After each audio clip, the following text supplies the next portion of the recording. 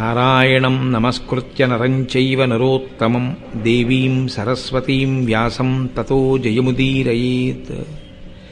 హరి ఓం. పరమేశ్వర స్వరూపైన సభకి నమస్కారం.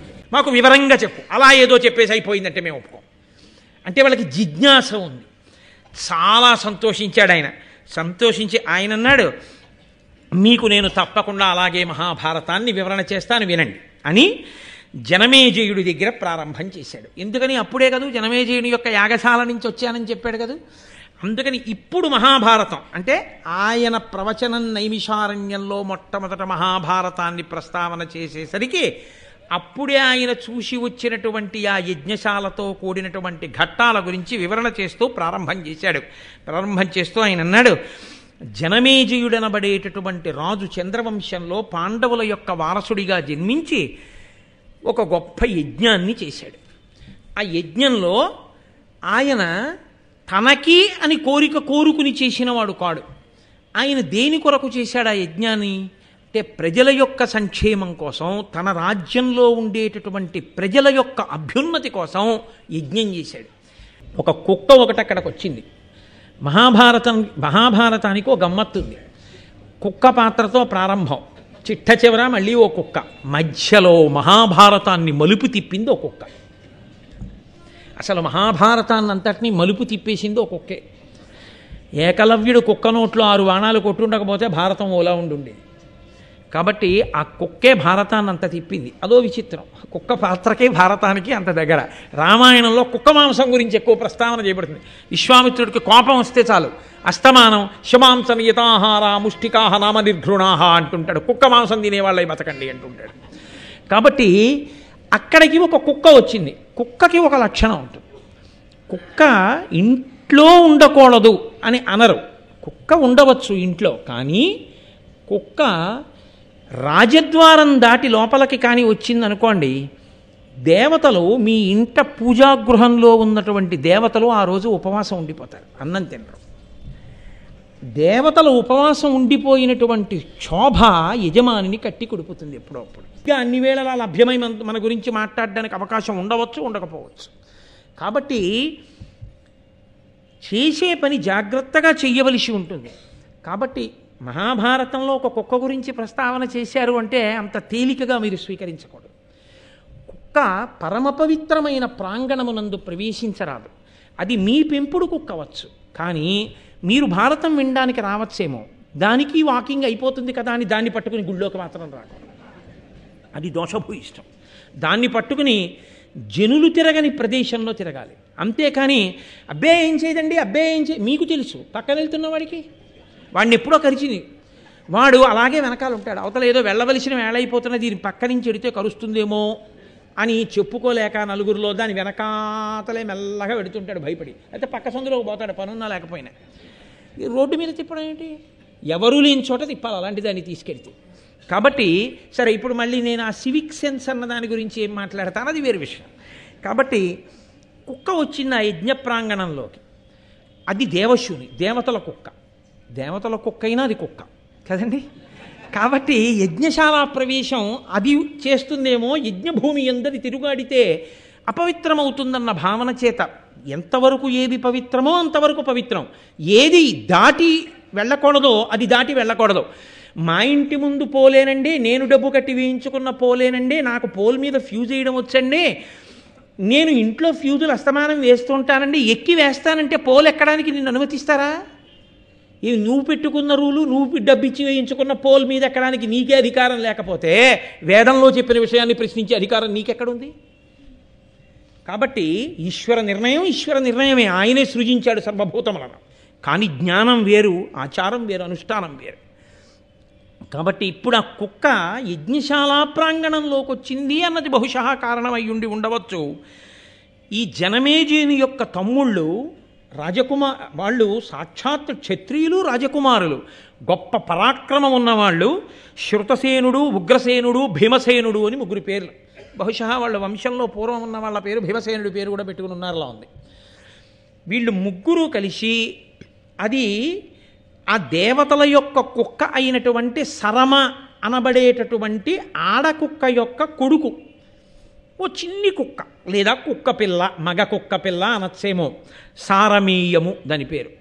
దాన్ని కొట్టారు, ముగ్గురు కలిసి కొట్టి తరిమారు. తరిమితే అది ఏడుస్తూ వెళ్ళిపోయింది వాళ్ళ అమ్మ దగ్గరికి. కుక్క పిల్లలు ఏడుస్తూ కుయ్యలాడుతూ తల్లి దగ్గరికి వెళ్ళవండి, అలాగే అది దేవశూని దగ్గరికి వెళ్ళింది, దేవతల కుక్క దగ్గరికి వెళ్ళింది. వెళ్ళి అది వాళ్ళతో చెప్పింది, అమ్మా నేనేమి యజ్ఞశాలలోకి వెళ్ళలేదమ్మా, ఏమిటి జరుగుతోంది అని అక్కడ నిలబడి ఇలా చూస్తున్నాను. జనమేజయుడు యొక్క ముగ్గురు తమ్ముళ్ళు వచ్చి నన్ను తరిమి తరిమి కొట్టారమ్మా, నా ఒళ్ళంతా హోనమైపోయిందమ్మా అని ఏడిచింది. ఇప్పుడు ఆ దేవశుని శరమ బయలుదేరి వచ్చింది. ఈలోగా యజ్ఞం పూర్తయిపోయింది. ఆయన కూర్చుని ఉన్నాడు జనమేజయుడు. శరమ తిన్నగా ఆయన దగ్గరికి వెళ్ళింది. వెళ్ళి ఆవిడంది, క్షితినాథ కడు అకరుణాన్వితులై నీ తమ్ములు అతి వివేక దూరుల్ మతి తలపక నా పుత్రకు అతి బాలకు అనపరాధు నడిచిరి పిలుచన్. ఎంత గొప్పగా మాట్లాడిందో చూడండి. అభియోగ పత్రము అంటారు. అటువంటి అభియోగ పత్రాన్ని ముందు ప్రవేశపెట్టింది ఆవిడ. ఆవిడంది, క్షితినాథ ఓ భూమిని పరిపాలించేవాడా, కాబట్టి నువ్వు న్యాయం చెప్పవలసి ఉంటుంది. కడు అకరుణాన్వితులై దయలేని వారై నీ తమ్ములు అతి వివేక దూరుల్, వివేకమునకు దూరంగా బతుకుతున్నటువంటి నీ తమ్ముళ్ళు మతి తలపక ఆలోచించకుండా నా పుత్రకు అతి బాలకు, నా కొడుకు చాలా చిన్నవాడు, చిన్ని కుక్క, అనపరాధు అదేం దోషం చేయలేదు, అది యాగశాల దగ్గరికి రాలేదు, అది ఎవరిని ముట్టుకోలేదు, దూరం నుంచి అలా నిలబడి చూసింది. అలా చూసిన కారణానికి వాళ్ళు వచ్చి ముగ్గురు కలిసి నీ తమ్ముళ్ళు దాన్ని వెంటాడి వెంటాడి కొట్టారు. అది దెబ్బలతో బాధపడుతూ నా దగ్గరికి వచ్చింది. రాజా, నేను నీతో ఒక విషయం చెప్పి వెళ్ళిపోదామని వచ్చాను. నీ తమ్ముళ్ళు కొట్టారని కానీ, నీ తమ్ముళ్ళని శిక్షించమని కానీ నేను అడగదలుచుకోలేదు. నేను ఒక్క మాట చెప్తాను విను. తగునిది తగదని ఎదలో వగవక సాధులకు పేదవారల కెగ్గుల్ ముగిచేయు దుర్వినీతులకు అనినిమిత్తాగమంబులైన భయంబుల్. ఎంత గొప్ప మాట చెప్పేసిందో చూడండి.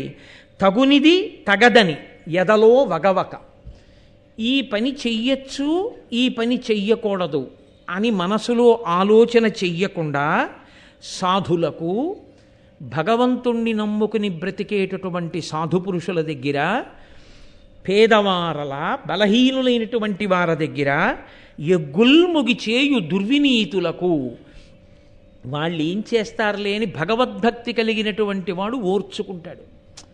ఆయనే మారతాళ్లే అని క్షమిస్తాడు. క్షమించాడు కదా అని ఆయన మీద తిరగబడినా, బలహీనుడు కదా ఏం చేస్తాడులే అని వాళ్ళ జోలికెళ్ళినా ఒక ఫలితం ఉంటుంది రాజా. ఏమిటో తెలుసా ఫలితం? అనిమిత్తాగంబులైన భయంబుల్, కారణము లేని భయం కలుగుతుంది. ఎంత పెద్ద మాట చూశారండి. కారణం ఉండదు భయానికి. అంటే ఏదో ఒక కారణం మీకు అగుపించింది అనుకోండి, మీరు భయపడతారు. అయ్యి బాబోయ్ ఇప్పుడు ఇలా చేస్తే ఏమైనా అవుతుందేమో అనుకుంటారు.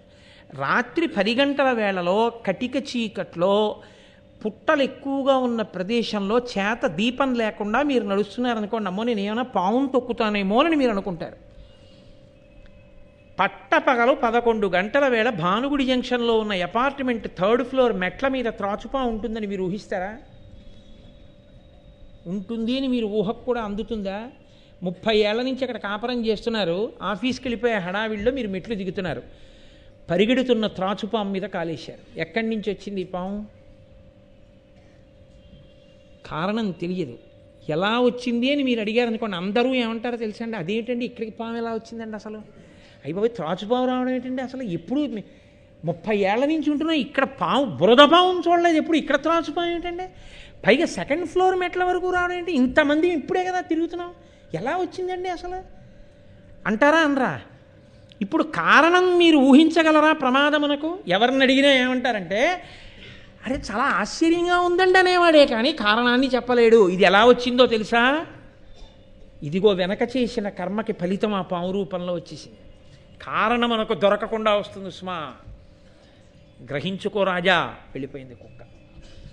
రాజు పురోహితుడిని వెతుక్కుంటూ వెళ్ళిపోయాడు అన్నారు వ్యాస భగవానుడు, నన్నయ్య భట్టు. ఇది బాహ్యంలో వింటే ఏమిటండి ఏదో అర్థమైనట్టు ఉంది, అర్థం కానట్టు ఉంది, ఏమిటో ఏదో పట్టి పట్టక దొరికి దొరకక చిక్కి చిక్కక అలా ఉన్నట్టుంది ఏమిటండి అనిపిస్తుంది. దానినే ఉత్కంఠ అంటారు. ఉత్కంఠ అంటే ఇలా కంఠాన్ని పైకెత్తి చూస్తున్నాడు అనుకోండి, అంటే దాని మీద అనురక్తి ఏర్పడింది అని గుర్తు. 100 మంది అలా గుండ్రంగా నించున్నారు అనుకోండి, నేను వెళ్ళిపోవచ్చు ఆ మోటార్ సైకిల్ మీద ఒకసారి ఆపి స్టాండ్ వేసి ఇలా వచ్చి.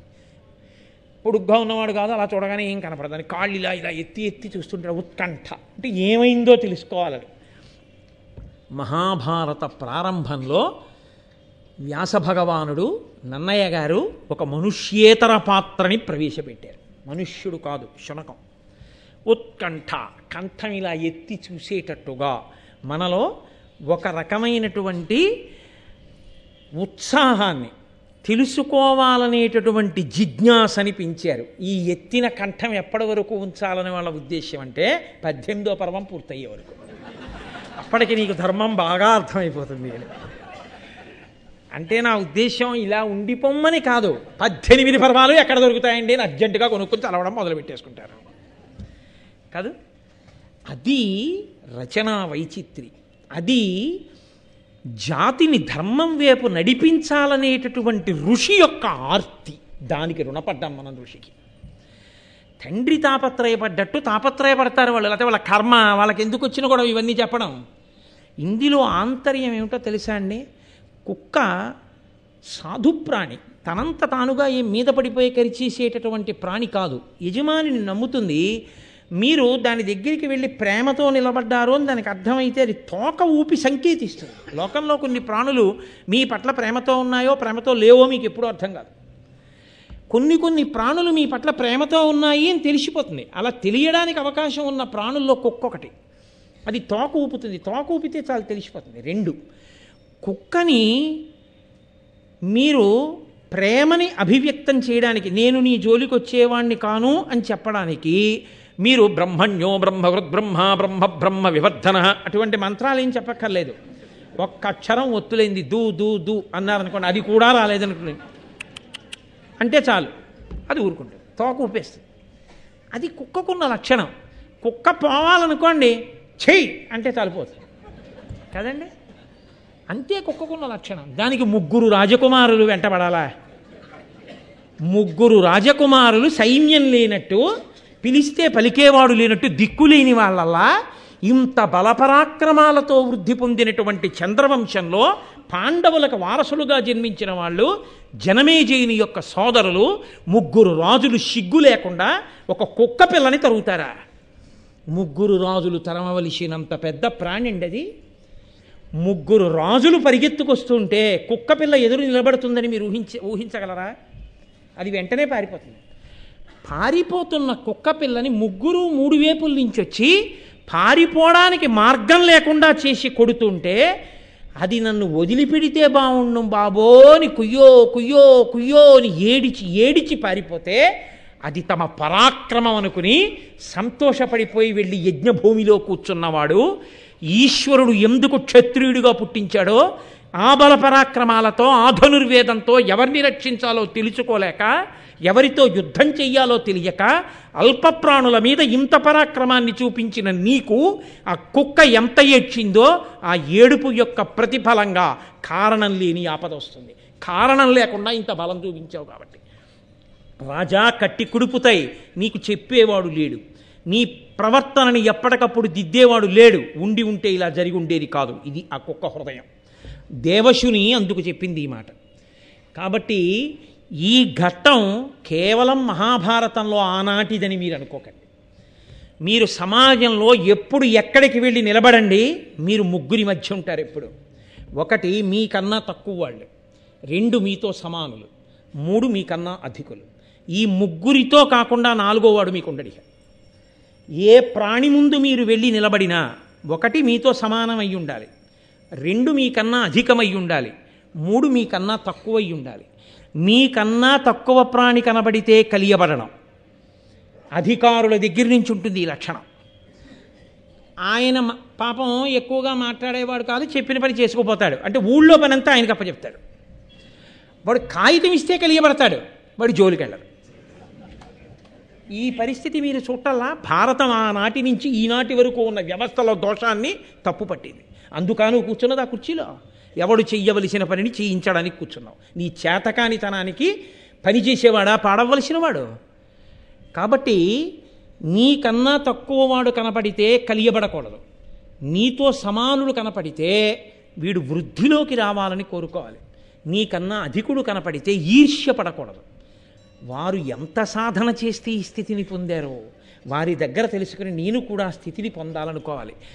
పెద్దవారిని చూసినప్పుడు వచ్చే అసూయని పూజ్య భావనతో గెలవాలి. సమానుడి పట్ల వచ్చే ఉదాసీనత, వాడు నేను సమానమే అన్న భావనని వీడు ఇంకా వృద్ధిలోకి రావాలన్న ప్రేమతో గెలవాలి. నీకన్నా తక్కువ వాడిని చూసినప్పుడు వాడే పాటి అనడం కాదు, వాడు కూడా ఈశ్వరుడి అనుగ్రహంతో ఒకనాడు గొప్ప స్థితిని పొందుతాడు. వాణ్ణి గౌరవించడం చేత నేను ఈ స్థితిలో నిలబడగలుగుతాను తప్ప వాణ్ణి అగౌరవపరిస్తే నేను దిగజారిపోతానని నువ్వు తెలుసుకుని ఉండాలి. ఈ మూడు లేని జీవితం అకారణమైన ఆపదల్ని తీసుకొచ్చి కూర్చోపెడుతుంది ఇంట్లో. అప్పుడు మళ్ళీ కనబడ్డ ప్రతి చోటికి వెళ్ళి అయ్యా నాకు ఆపదలు వస్తున్నాయండి, నాకు కష్టాలు వస్తున్నాయండి, నేను ఏమిటో ఇబ్బందుల్లో ఉన్నానండి అని చెప్పుకోవడం కాదు. నీ జీవితాన్ని దిద్దుకో, నీ ప్రవర్తనని దిద్దుకో, నీ నడవడి దిద్దుకో. నువ్వు భూతముల పట్ల, భూతములు అంటే ప్రాణుల పట్ల ఎలా ప్రవర్తించాలో నేర్చుకో. పరహితము చేయునెవ్వడు పరమహితుండగును భూత పంచకమునకున్, పరహితమే పరమధర్మము పరహితునకు నిదురు లేదు పర్వేందుముఖి అంటారు భాగవతంలో పోతన గారు.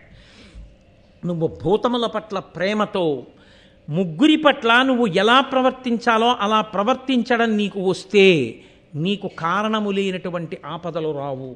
కారణమున్న ఆపదలంటే చేసిన కర్మకి ఫలితం ఉంటుంది. ఎప్పుడో తెలియక చేసావు కానీ ఫలితం ఉంటుంది.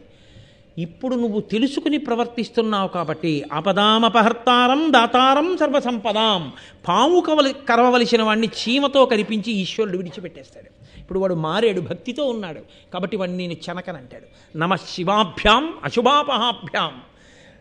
ఈ ఈశ్వర కృప రావడానికి కారణం నువ్వు నీ ప్రవర్తన మార్చుకోకుండా నువ్వు కేవలం ఈశ్వరుడికి వెళ్ళి బిల్వదళాలు వేసినంత మాత్రం చేత ఈశ్వరుడు నిన్ను అనుగ్రహిస్తాడనుకోవద్దు. ఆ బిల్వదళాలు ఆయన సృష్టిలోవే నువ్వు గుర్తుపెట్టుకోవలసి ఉంటుంది. గభీరే కాసారే విశతి విజనే ఘోర విపినే విశాలే శైలే చ భ్రమతి కుసుమార్థం జడమతి సమర్పీ చేతస్సరసిజమమానాధభవతే సుఖేనావస్థాతం జనహ్య నజానాతి కిమహో అంటారు శంకర భగవత్పాదులు శివానంద లహరిలో. ఈశ్వరుడికి పట్టుకెళ్ళి నేను అది చేశాను ఇది చేశాను నువ్వు ఇవ్వడానికి నువ్వు కొత్తగా సృష్టించి తేలేదు. ఈశ్వర సృష్టిలోనే ఈశ్వరుడికి ఇస్తున్నావు. దానికి నీ ప్రజ్ఞేం లేదు. నీకు పుణ్యం ఇవ్వడానికి ఆయన నీ చేత ఇప్పించాడంతే. నీ కొడుకు చేతిలో 10 రూపాయలు నువ్వు పెట్టి అయ్యా నువ్వు ఈ పంతులు గారికి ఇవ్వరా అని నీ కొడుకు చేత ఇప్పిస్తే నేను ఇచ్చాను 10 రూపాయలని నీ కొడుకు అంటే అది ఎంత అన్యాయమో, అలా ఈశ్వరుడు మారేడు దళాల్ని సృష్టించి నీ చేతికి మారేడు దళాలు ఇచ్చి నా మీద బారైరా పుణ్యం ఇస్తానన్నాడు.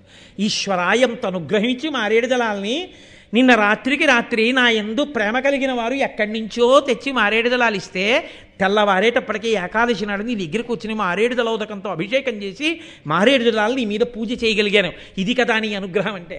నాకు పుణ్యం కట్టబెట్టడానికి కావలసిన పరికరాన్ని నువ్వే అందించి నా చేత చేయించి నాకు పుణ్యం కట్టబెట్టావు. ఈశ్వరా ఇది నీ అనుగ్రహం అని నువ్వు నిలబడి ఆ ప్రేమని నువ్వు సమస్త భూతములకు పంచిపెట్టిన నాడు ఈశ్వరుడు పరమ ప్రశాంతుడై ఘోర రూపాన్ని దాల్చకుండా నీ పట్ల అనుగ్రహాన్ని వర్షించి సంతోషిస్తాడు. అందుకే బలవంతుడైన వాడు ఎవరి పట్ల ఆ బలాన్ని ప్రదర్శించాలి అంటే బలహీనులైనటువంటి వారిని చెనకుతున్న వాళ్ళని నిగ్రహించడానికి ఉపయోగించాలి తప్ప బలహీనులైన వారిని చెండడానికి తన బలాన్ని ఉపయోగించకూడదు. నీకు జీర్ణమయ్యే శక్తి ఉంది కదానని అదే పనిగా తినేయకూడదు. నీ శరీరానికి ఎంత కావాలో అంత మాత్రమే పుచ్చుకోవాలి. నీకు ఈశ్వరుడు నోరిచ్చాడు కదా అని ఏది పడితే అది మాట్లాడకూడదు. ఏది వేదమును సమర్థిస్తుందో అది మాత్రమే మాట్లాడాలి. దుస్తర్కాస్తు విరంజతాం అంటారు శంకరాచార్యుల వారు. దుస్తర్కం చేయడానికి నోరు ఉపయోగించకూడదు. వేద ప్రమాణాన్ని నిలబెట్టడానికి నోటిని ఉపయోగించాలి. కాబట్టి నీ బలాన్ని ఎలా ఉపయోగించాలో అలా ఉపయోగించాలి. ఈశ్వరుడు ఇచ్చాడు కదా అని నీ ఇష్టం వచ్చినట్టు నువ్వు ప్రవర్తిస్తే ఈశ్వరుడు కూడా కారణం లేని ఆపదనిస్తాడు. తగినంత కారణం లేకుండా నీ బలాన్ని ఉపయోగించి ప్రాణులను చెనకావు కనుక అప్పుడు కారణం తెలియదు. జనమేజయ ఎందుకు వచ్చింది ఈ ఆపదాని గుండెలు బాదుకుంటావు. వెళ్ళి జాతక చక్రం చూపిస్తేను చెయ్యి చూపిస్తేను చూసి చెప్పడానికి ఏం ఉండదు. గ్రహాలన్నీ ఉండవలసిన స్థానంలో ఉంటాయి, నువ్వే లేవు ఉండవలసినటువంటి ప్రవర్తనలో. కాబట్టి కారణం లేని ఆపద రాకుండా ఉండాలంటే తగినంత కారణం లేకుండా నీ బలాన్ని ప్రయోగించే స్థితి నుంచి నిన్ను నువ్వు రక్షించుకో. నేను కాదు కదా చేసిందంటావేమో, క్షితినాథ, నీ రాజ్యంలో ఉన్నవాళ్ళు చేసే తప్పులకి రాజుగా నువ్వే బాధ్యుడవు. కాబట్టి నువ్వు ఈ వ్యవస్థని చక్కబరచవలసిన పూచి నీ మీద ఉంది, లేకపోతే ఆపదల పాలవుతావు. చంద్రవంశంలో పుట్టావు, ధర్మాత్ముడివి, 4 మంచి మాటలు చెప్పాలనిపించింది, నేను ఊరుకోవచ్చు, కానీ ఆపద వస్తుంది. ఇంకా ఇలాంటి తప్పులు జరపకుండా మంచి మాట చెప్తే మంచివాడవైతే వింటావు. మంచితనం నీలో లేకపోతే వినేయ అంటారు శంకరాచార్యుల వారు. విని మార్చుకునే సంస్కార బలం నీకు లేకపోతే అహంకారం అడ్డొచ్చి తిరగబడతావు. అది నీ పతనమునకు హేతు అవుతుంది. కాబట్టి నువ్వేం చేస్తావో నీ ఇష్టం, నీ సంస్కారానికి వదిలేశానన్నది శేషం. పైకి చెప్పకుండా పూర్తి చేసి ఇంత చిన్న పద్యాన్ని మాత్రమే చెప్పి, ఇంత చిన్న పద్యాన్ని అనగా ఒక గొప్ప సూక్తిని, అది ఆనాడు భారతంలో జనమేజయుడికి కాదు, ఆనాటి నుండి ఈనాటి వరకు సనాతన ధర్మంలో ఉన్న మనకందరికీ కూడా హితమును చెప్పడమే. అందుకే మహాభారతంలో చెప్పని ధర్మం లేదు. భూతకారుణ్యము అన్నదానికన్నా ధర్మం ఇంకా లోకంలో లేదు. అందుకే మొట్టమొదట మాట్లాడుతూనే మహాభారతంలో ఈ భూతకారుణ్యమునకు సంబంధించిన ఘట్టంతో ప్రారంభం చేశారు. కాబట్టి జనమేజయుడి ఆస్థానంలో జరిగినటువంటి ఈ విశేషాన్ని నీకు నేను వివరణ చేశానయ్యా అన్నారు. అన్న తర్వాత మహానుభావుడైనటువంటి జనమేజయుడు ఆలోచించాడు. ఆయన వెంటనే పురోహితుణ్ణి అన్వేషిస్తూ బయలుదేరాడు. ఈ పురోహితుణ్ణి అన్వేషిస్తూ బయలుదేరడము అన్న ఘట్టం ఒక్క భారతంలో ఇక్కడే కాదు, పాండవులతో ఒకానొకప్పుడు, మీకు ఆదిపర్వంలోనే ఒక చోట వస్తుంది, అప్పుడు నేను పూర్తిగా వివరణ చేస్తాను. ఒక గంధర్వుడు చెప్తాడు, మీకు పురోహితుడు లేని కారణం చేత ఇలా ఇబ్బందులు కలుగుతున్నాయి, పురోహితుణ్ణి ఎంచుకోండి అంటాడు. కాబట్టి జనమేజయుడు వెంటనే పురోహితుణ్ణి నిర్ణయించుకోవడానికి బయలుదేరాడు. పురోహితుడు అన్న మాటకు అర్థం ఏమిటో తెలుసా అండి? పురము యొక్క హితమును కోరువాడు. రాజు ప్రజా సంక్షేమాన్ని కోరి తన భుజబలంతో రక్షిస్తాడు. పురోహితుడు రాజును ఆశ్రయించిన వాళ్ళు తప్పులు చేయకుండా, ఆ తప్పుల ఫలితంగా రాజుకి ఆపద, రాజు ఆపద రూపం పేరుతో ప్రజలకు ఆపద రాకుండా ఎప్పటికప్పుడు రాజు యొక్క రక్షణ కోరి, రాజు యొక్క నడవడిని పరిశీలించి ఎప్పటికప్పుడు కారణం చెప్తూ, మార్గం చెప్తూ, జరగరాని దోషములు జరిగితే రాజు వరకు కూడా తేకుండా ప్రాయశ్చిత్త కర్మలు ఆచరించి తాను గొప్ప భక్తుడై నిరంతరము ఈశ్వరుణ్ణి ధ్యానం చేస్తూ, అగ్నిహోత్రంలో హవిస్సులిస్తూ, హోమకార్యం చేస్తూ, పురమ యొక్క హితము కొరకు తన తపస్సుని ధారపోసి ఆ అక్షతలు పట్టుకుని వచ్చి లోకా సమస్తా సుఖినోభవంతు అంటూ సింహాసనం మీద కూర్చున్న రాజు యొక్క తల మీద అక్షతలు వేసి పెడుతూ ఉంటాడు. అటువంటి పురోహితుడు ఎక్కడున్నాడో ఆ పురోహితుడు ఉన్న చోట రాజుకి తెలిసి కాని తెలియక కాని చిన్న చిన్న అపరాధములు జరిగినా అవి సర్దుకుని విజయం కలుగుతుంది. అది పురోహితుని యొక్క గొప్పతనం. అందుకే పురోహితుడు లేకుండా ఉండరు. కుటుంబమే కాదు, ఆ సాంప్రదాయం రాచరికం దగ్గర నుంచే కాదు, ఇంటి పురోహితుడు అంటారు. ఆయన సత్యనారాయణ వ్రతం చేయిస్తేనే ఆయనకి పంచెల చాప పెట్టక్కర్లేదు. పండక్కి బట్టలు కొనుక్కున్నప్పుడు ఇంటి పురోహితుడికి కూడా ఓ పంచెల చాప కొని పట్టుకెళ్ళి ఆయనకి ఇచ్చి ఒక నమస్కారం చేస్తారు. ఎందుకని అంటే ఆయన ఓ పూజ చేసుకుంటున్నా, ఓ హోమం చేసుకుంటున్నా, ఆయన కాశీ వెళ్ళి విశ్వేశ్వరుడికి అభిషేకం చేసుకుంటున్నా, పాపం నా ఇందు ప్రీతి కలిగిన వాడు, ఆ కుటుంబం అంతా నన్ను నమ్ముకునుంది, ఆయన మళ్ళీ మళ్ళీ నా దగ్గరికి వచ్చేటప్పుడు, ఏమండి మీరు ఇంటి బ్రహ్మగారు, ఇదిగో మీ చలవ కన్యాదానం చేసేశాను, బాలసార ఇదిగో మనవడు పుట్టాడు, బాలసార ముహూర్తం ఎప్పుడు పెడతారు అని, నా మనవరాలు పుట్టింది, మనవరాలకి పేరు ఎప్పుడు పెడదాం, అన్నప్రాసన ఎప్పుడు చేద్దాం అని ఇంటి తోరణం విప్పడానికి వీలు లేకుండా తోరణం మీద తోరణం, తోరణం మీద తోరణం కడుతూ శుభకార్యాలకి నేను వెళ్ళి యాజకత్వం వహించగలిగినటువంటి అదృష్టం యజమానికి పట్టాలి, పాపం నన్ను నమ్ముకుని ఉన్నాడని ఆయన కాశీ వెళ్ళి విశ్వనాథుని యొక్క శివలింగాన్ని మీద కాశీని నీళ్లు పోసేటప్పుడు మిమ్మల్ని స్మరిస్తాడు. ఆయన మిమ్మల్ని స్మరించాడు కాబట్టి ఆ కారణం చేత మీరు చేస్తున్న చిన్న చితకా దోషాలుంటే సర్దుకుంటాయి పురోహితుడుంటే. అందుకని ఇంటి పురోహితుడు, ఇంటి చాకలి అని దేవతాంశ సంభూతులు వాళ్ళందరూ. చాకలి స్పృశిస్తే చాలు దోషం పోతుంది. కాబట్టి వారిని గౌరవిస్తారు శాస్త్రంలో. ఏ శుభకార్యం జరిగినా వారిని పిలిచి, ఓ నైవేద్యాలు పెడితే వారిని పిలిచి చక్కగా ప్రసాదం ఇచ్చి బట్టలు పెట్టి ఎంతో మర్యాదగా ప్రవర్తిస్తారు. అందరినీ కూడగలుపుని తీసుకెళ్ళగలిగినటువంటి స్థితిని దేవాలయ వ్యవస్థగా ఆవిష్కరించింది సనాతన ధర్మం. కాబట్టి ఒక పురోహితుణ్ణి వెతుక్కోవాలి. నేను యజ్ఞం చేస్తూ కూర్చున్నాను, యజ్ఞశాలలో ఇది జరిగింది, శరమ వచ్చి చెప్పే వరకు నాకు తెలియలేదు. ఇలాంటివి జరగకుండా ఉండాలి అంటే నా చాటున కూడా సరి అయిన మాటలు చెప్పి కాపాడగలిగిన ఒక పురోహితుడు కావాలి.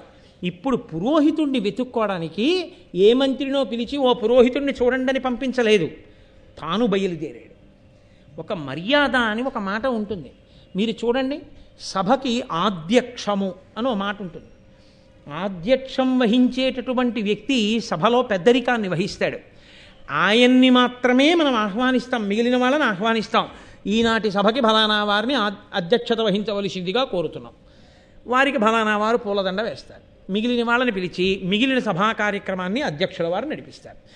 వీరు అధ్యక్షం వహిస్తారు అని చెప్పి వారిని కూర్చోబెట్టి మీరు వెళ్ళిపోయి అన్నీ మీరే జరిగేస్తుంటే, మీరే పిలిచేస్తుంటే, మీరే మాట్లాడేస్తుంటే ఈయనెందుకు? అలా నామమాత్రావశిష్టంగా కూర్చోబెట్టరు సనాతన ధర్మంలో. ఆయన సభని నడిపిస్తాడు. ఆయన ఎవరెంతసేపు మాట్లాడాలో చెప్తాడు.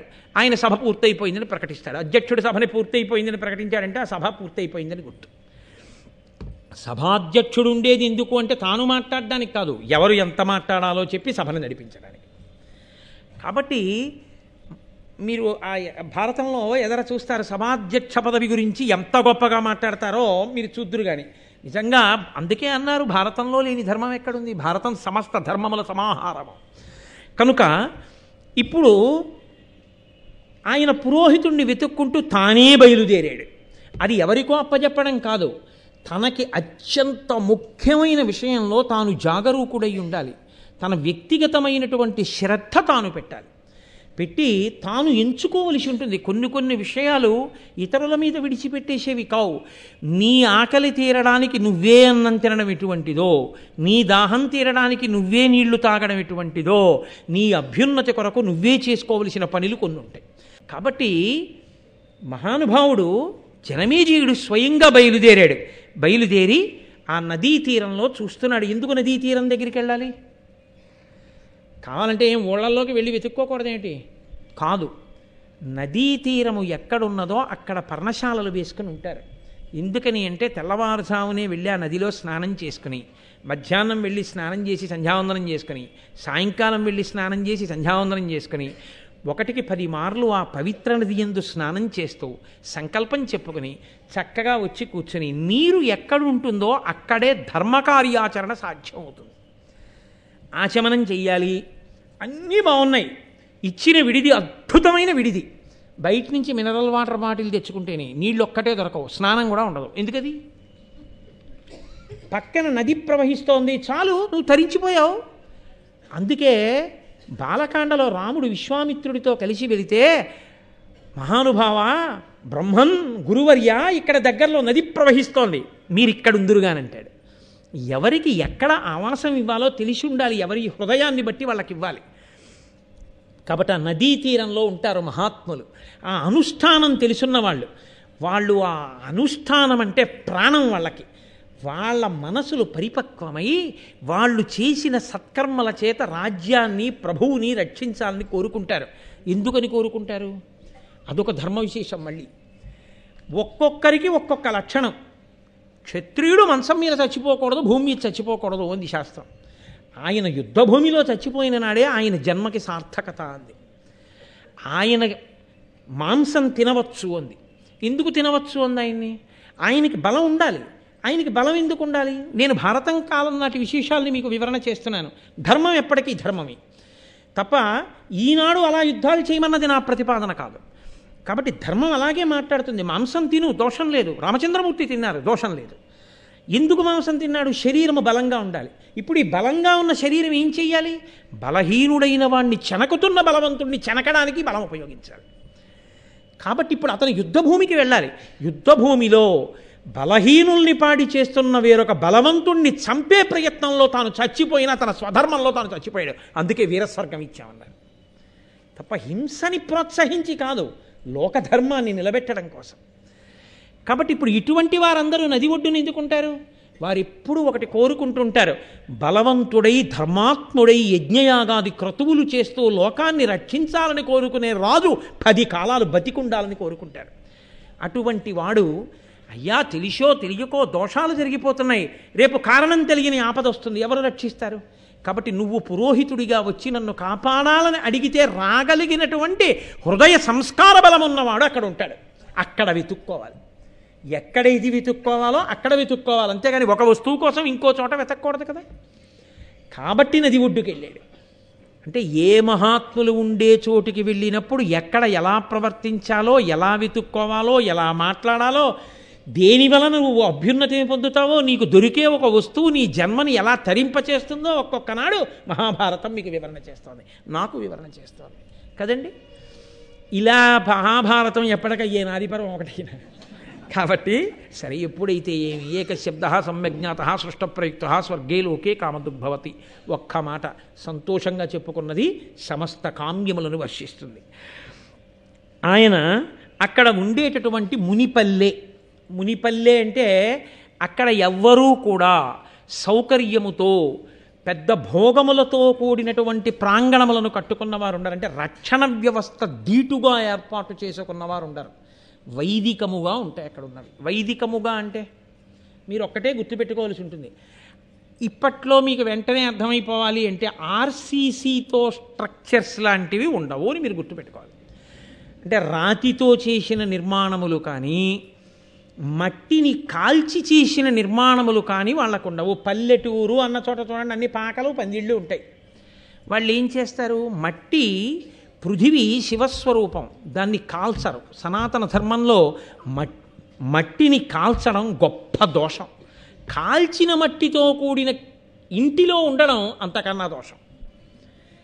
అందుకే పూర్వం అందరూ ఏం చేసేవారంటే వెదురు బద్దలు నాటి పచ్చిమట్టిని కలిపి ఆ పచ్చి మట్టిని మెత్తి గోడలుగా చేసుకుని, ఇప్పుడు పిట్టగోడలు ఎంత ఉంటాయో అంత ఎత్తు గోడలు కట్టుకుని దాని లోపలికి చూస్తే ఎత్తుకుపోవడానికి ఏమి ఉండవు. ఆయన బాగా వేదం చెప్పిన చోట ఇచ్చిన పెద్దంచు పంచోట ఆరేసుకుని మురిసిపోతుంటాడు అంతే. ఆయనకి ఇంకో 2 పంచెలు ఉంటే ఇంకోళ్ళకి ఇచ్చేస్తాడు. ఆయన దగ్గర ఎత్తుకుపోవడానికి కూడా ఎవడన్నా వచ్చాడనుకోండి, నమచ్చోరాయచ శిష్ప్యాయచ ఫేన్యాయచ శకత్యాయచ ప్రవాహ్యాయచ, దొంగ రూపంలో ఈశ్వరుడు వచ్చాడని మురిసిపోతాడు. కాబట్టి ఇప్పుడు ఆయనకి పెద్ద రక్షణ వ్యవస్థ, బీరువాలు, తాళాలు, సేఫ్లు, లాకర్లు ఆయనకు అక్కర్లేదు. ఓ దండెం మడిబట్ట, పెరట్లో నదీ స్నానం, ఇంట్లో వెదురుతో చేయబడినటువంటి ఒక పూజామందిరం, దాని మీద ఈశ్వరుడు, ఆయనకి 4 కుండలు, వాటిలో నీళ్లు, ఓ ఆవు, దాని పాలు, పెరుగు, నెయ్యి. అంత ఆ అరణ్యంలో ఉండేటటువంటి వాళ్ళు వచ్చి ఆయనకి నమస్కారం చేసి, పంతులు గారు అభిషేకం చేసుకోండి అని ఇచ్చిన తేనె, దొరికిన 2 పళ్ళు, గుండె నిండా ఈశ్వరుడు. వాళ్ళు సంతోషంగా పిట్టగోడంత ఎత్తుమట్టి, దాని మీద వెదురు కర్రలు, పైన ఆకులతో ఆచ్ఛాదన, చుట్టూ దేవుడి యొక్క మూర్తులు, అదంతా చక్కగా సున్నంతో పెట్టినటువంటి అందమైన ముగ్గులు, ఇంటి ముందంతా కూడా ముగ్గులు, చుట్టూ కట్టిన తోరణాలు, ఎంత అందంగా ఉందో. వింటుంటే మనం అలా ఉంటే బాగుండేమో అనిపిస్తుంది కదా. కాబట్టి మునిపల్లె అంటే వాళ్ళు అటువంటి వైదిక జీవనమునందున్నవారు. అంటే చదువుకోవడం ఒకటి, చేసేదొకటి కానివారు, చదువుకున్నదేదో అలాగే జీవిస్తున్నవారు కదూ. అటువంటి వారు అనుష్ఠానమునందున్నవారు, అనుష్ఠాన పర్యంతమునందు ధర్మము కలిగిన వారు. కాబట్టి రాజుని రక్షించడం కోసం తన యొక్క మంత్రశక్తిని ధారబొయ్యగలిగినటువంటి ఉదారుడు, పురము యొక్క హితమును కోరగలిగిన వాడిని అక్కడ వెతుకుతున్నాడు ఆయన మునిపల్లెలో. వెతకగా శృతశ్రవసుడు అనబడేటటువంటి ఒక వృద్ధ బ్రాహ్మణుడు ఆయనకి లభించాడు. ఆయన కుమారుడు ఉన్నాడు, ఆయన పేరు సోమశ్రవసుడు. కుమారుడు దిట్ట, మంచి బలం ఉన్నవాడు, గొప్ప తపస్వి. తండ్రి కాడని కాదు, కానీ తండ్రి కన్నా గొప్పవాడు కొడుకు. ఇది ఒక గమ్మత్తు. ఎప్పుడూ కూడా తండ్రి కోరుకునేది ఏంటంటే పుత్రాదిచ్చేత్ ప్రాజయం, కొడుకు చేతిలో ఓడిపోవాలని. కొడుకు చేతిలో ఓడిపోవడం అంటే 60 ఏళ్ళు వచ్చిన తర్వాత నాన్నగారిని తోసేసే కొడుకు పుట్టాలని కాదు. నాన్నగారికి ఎన్ని తెలుసో అంతకన్నా తెలుసున్నవాడై ఉండాలని. తెలిసి ఉండడం అంటే నాన్నగారు చేసిన మోసాల కన్నా మోసాలు తెలిసినవాడని కాదు, నాన్నగారికి తెలిసిన వైదిక ధర్మం కన్నా ధర్మం తెలిసినవాడని. మళ్ళీ ఇంకొక కోణంలో అన్వయం చేసి అటువంటి కొడుకు నాకు పుట్టాడని పొంగిపోవడాలు అవి ఉండకూడదు. కాబట్టి అటువంటి కొడుకు అటువంటి కొడుకుని కని మురిసిపోతున్నవాడు లోకహితము కొరకు దానము చేయగలిగినవాడు, అప్పగించగలిగినవాడు, అటువంటి హృదయం ఉన్నవాడు వీళ్ళు. అది ఆ వంశం. అంత గొప్ప తండ్రి కొడుకులు. ఇప్పుడు కొడుకు దగ్గరికి వెళ్ళి అడగకూడదు, తండ్రి దగ్గరికి వెళ్ళి అడగాలి. నీవు ఏదైనా గట్టిగా మాట్లాడినా మెల్లిగా మాట్లాడినా పెద్దవాళ్ళతో మాట్లాడాలి, పిల్లల జోలికి వెళ్ళకూడదు. కాబట్టి కొడుకుని అడిగేటప్పుడు ఆయన్ని వెళ్ళి అడిగేస్తే మా నాన్నగారిని వెళ్ళి అడగన్న తర్వాత ఇంకా ఆ నాన్న ఒప్పుకోడైన. రామచంద్రమూర్తికి ఆ శివధనస్సు భంగం చేయగానే జనక మహారాజు గారు గబగబా స్వర్ణకలశం పట్టుకుని వచ్చేసాడు నీళ్లు. కన్యాదానం చేసేస్తానయ్యా, సీతమ్మని ఇచ్చేస్తాను, శివధనస్సు భంగం చేసావు కదా అన్నాడు. రాముడు అన్నాడు, నేను క్షత్రియుణ్ణి కాబట్టి శివధనుర్భంగం చేశాను. నువ్వు పిల్లనిస్తానంటే బుచ్చేసుకోవడానికి నేను శివధనుర్భంగం చేయలేదు. నువ్వు పిల్లనిస్తే ఏమవుతుంది? నాకు పత్ని అవుతుంది. నాకు పత్నిగా ఎవరుండాలో నిర్ణయించవలసింది నేను కాదు, నువ్వు కాదు, ఇచ్చేస్తే బుచ్చుకోవడానికి. లోకంలో అందరూ ఆవిడ్ని పత్నిగా పొందాలనుకున్నారు. రాముడు అన్నాడు, నాకు పత్నిగా ఎవరుండాలో నిర్ణయించవలసిన వాడు నా తండ్రి దశరథ మహారాజు. నేను ఇక్కడ కూర్చుంటాను, ఉంటాను. మా నాన్నగారికి కబురు చెయ్యి, మా నాన్నగారికి చెప్పు నీ వంశం గురించి.